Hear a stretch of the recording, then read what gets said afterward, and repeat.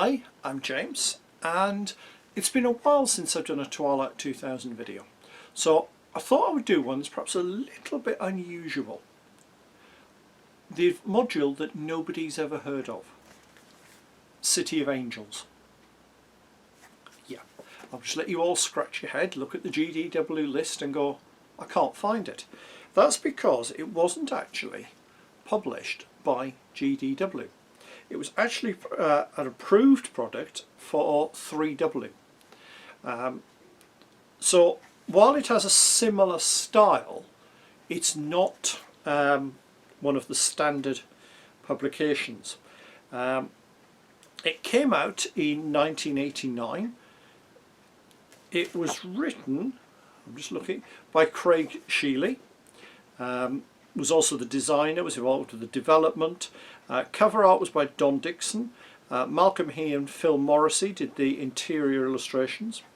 As far as I'm aware, it was the only 3W publication for Twilight 2000. Spoiler alert, there is another one I will be looking at, also not published by GDW. Well, keep that one on hold. So, let's have a look. It's written similar style to a lot of the adventures that have been published prior to this.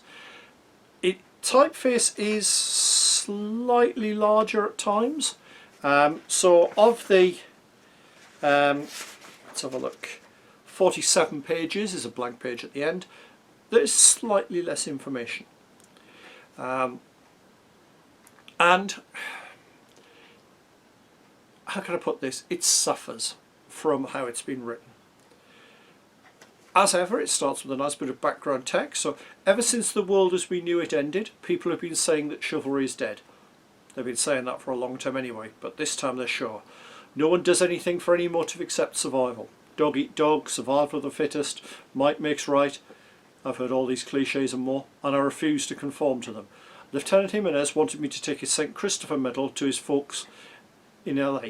No reward, no treasure at all at the end of the road, just a favour to a friend, that's all. I promise to do it and I will. There is more background on that, it's about 2/3 of a page of background. But here's the problem. That is the only way to progress through the module. It assumes all the way through that you are following this plan. And when things don't necessarily go to plan, it assumes the players will do the chivalrous thing, try and find somebody else who's involved. Yeah, it doesn't fit every group. It's a bit of a problem.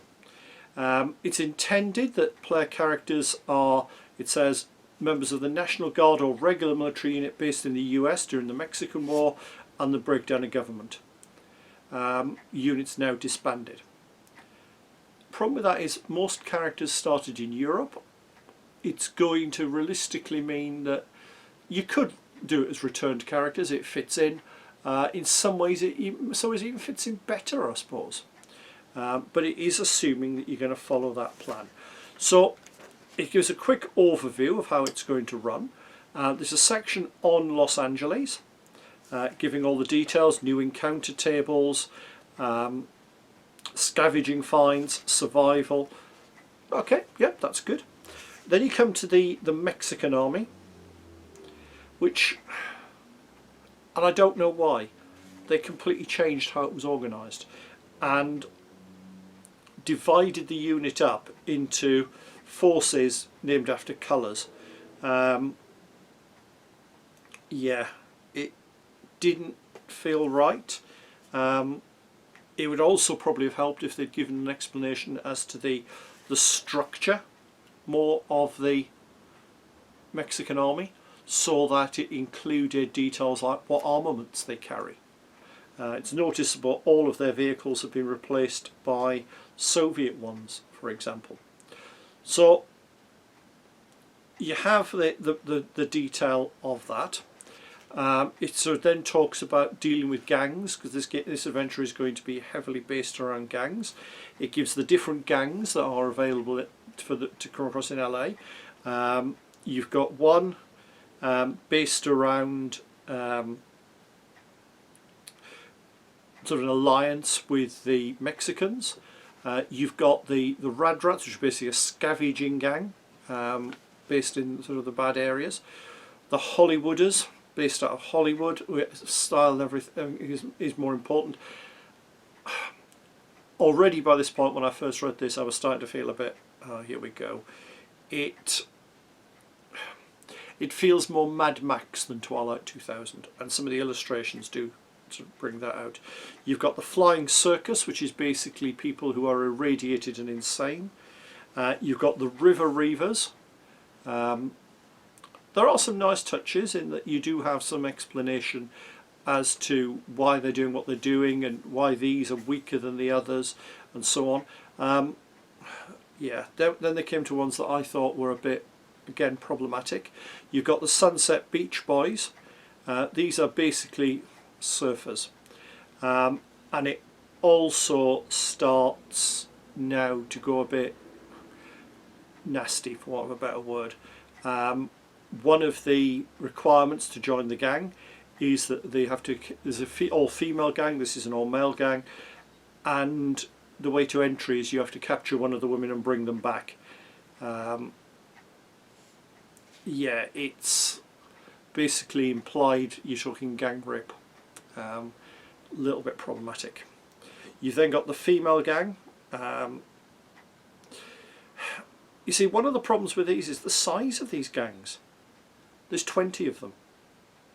And they've got heavy weapons. They've got a pair of 105mm howitzers. If you actually look at that, 20 people isn't actually going to be enough to... You have to man them, and that's about it. You wouldn't have anything else. They don't necessarily work. You've got sort of a mobile bandit gang, and I'll just quote this one. The banditos use their cars as weapons. Their vehicles are equipped with spikes, concrete-filled bumpers, rams, and so on. They also mount spring or tension-fired bows and heavy crossbows on the vehicles. And their main personal weapons are melee weapons. Yeah. And you've then got a military force, the masked raiders. These are probably the closest you'll find to a military unit. And they're operating there as well. So you've got all the different ones. There's brief details of the different rural communities, and I mean brief. It then starts on the adventure proper, so you're talking outside, and it assumes straight away that you're going to look for Mrs. Jimenez. You've got details of a letter that she's written, where it was posted from, so that becomes your starting point. You start meeting the NPCs. I did like one touch there, that one of the gangs who are very much seen as the good guys will come in at the end of the day to help. They're actually not that nice, and they have ulterior motives. I like that bit. So you then move into Los Angeles and immediately start meeting the gangs. No matter what you do, you'll meet the gangs in a set order. From there you'll move on to deal with another gang, and basically the plot is it's a MacGuffin hunt trying to find the family of the lieutenant. You've got the maps, which as a Brit I think are quite nice. They explain where things are for me. I don't know the layout. There's also some character record sheets and a worksheet which I'll explain in a little bit. You then start fighting through the tunnels and under the amusement park, and yeah, they remember the person that you're looking for. They've died, but the daughter has moved on, so you now got another person to... At this point most PCs will probably have given up, if I'm honest. You then get another group. You come across the Mexicans, and what the players do might actually start the Mexican assault, which is actually going to happen regardless of whether they do or not for the climax. Yeah, okay. You then go into Hollywood and you're meeting the various characters there, and stereotyped, and yeah, it doesn't work for me. You then move into the Red Zone, and guess what? We meet another one of the gangs, and after all of that, the Mexicans start moving in, and it gives you the details of what they're going to do, how it's going to work, and then at the end of it you actually find the person you're looking for, hand over the St. Christopher, and that's it. It does give you options as to where you can go from there. but yeah. There's an appendix then, and this was actually at the time very useful. It basically gives you the option to create civilian characters. Doesn't seem groundbreaking now in like 2nd and 4th editions, but at the time that was pretty big.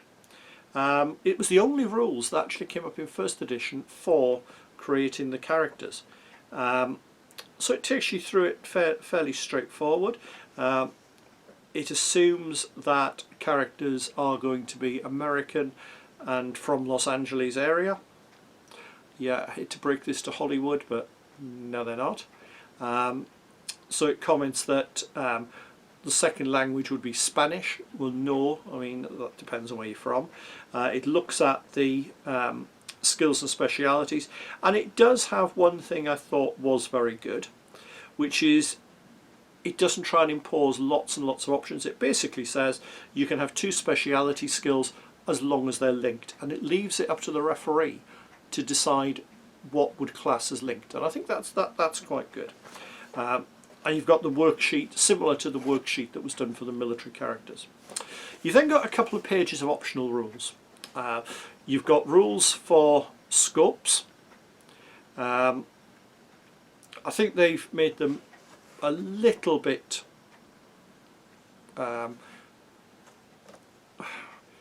simple, but it doesn't allow for things like, because it doesn't allow for things like zeroing in. Yeah, if you're geek like me, 2d6 rounds, you've got the scope zeroed. If it takes a bash, you then need to re-zero it. You've got the oversized crossbows.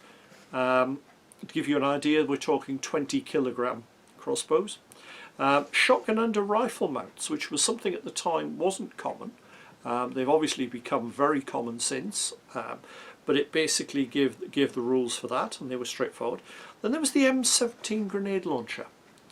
Now, it talks about being a compromise between the M203 and the Mark 19.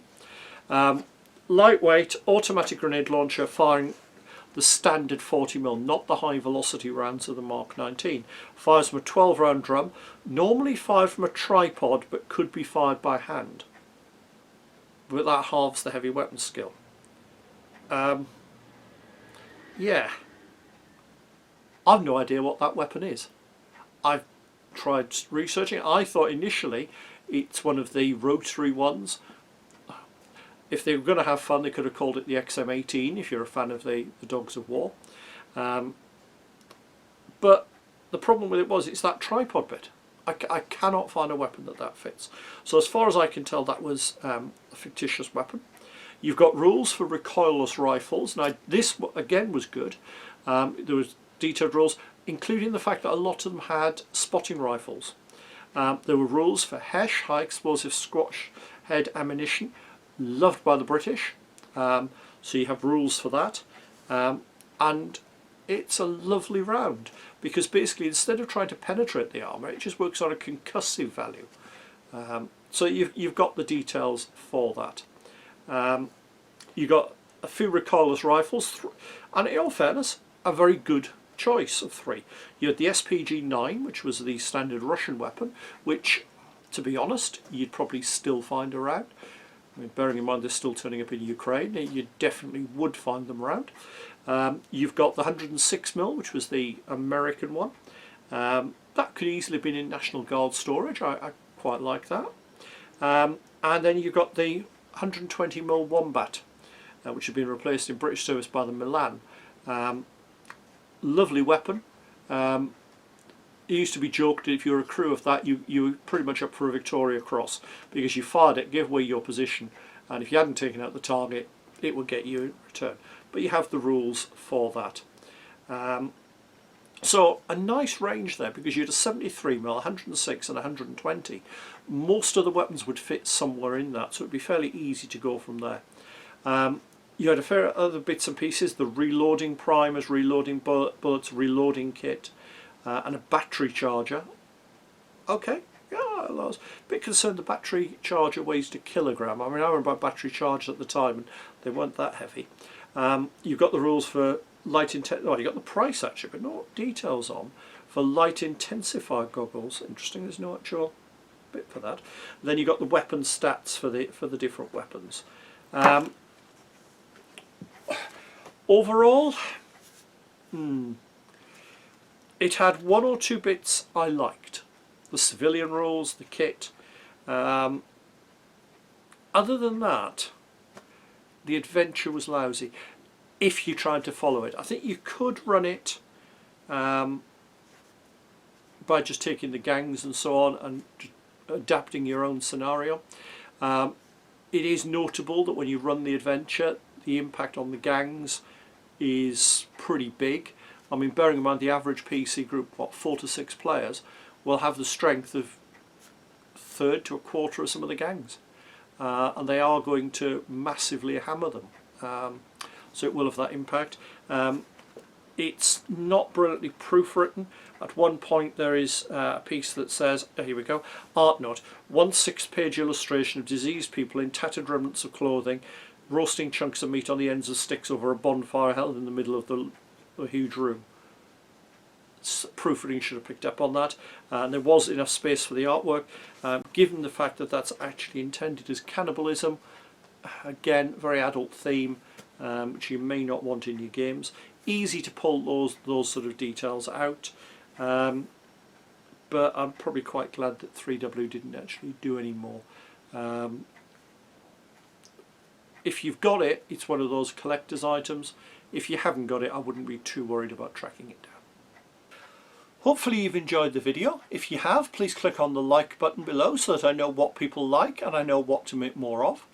Alternatively, if you've enjoyed it and think you'd like to see more, please click on the subscribe button. That way you get notified by YouTube whenever I bring out a new video.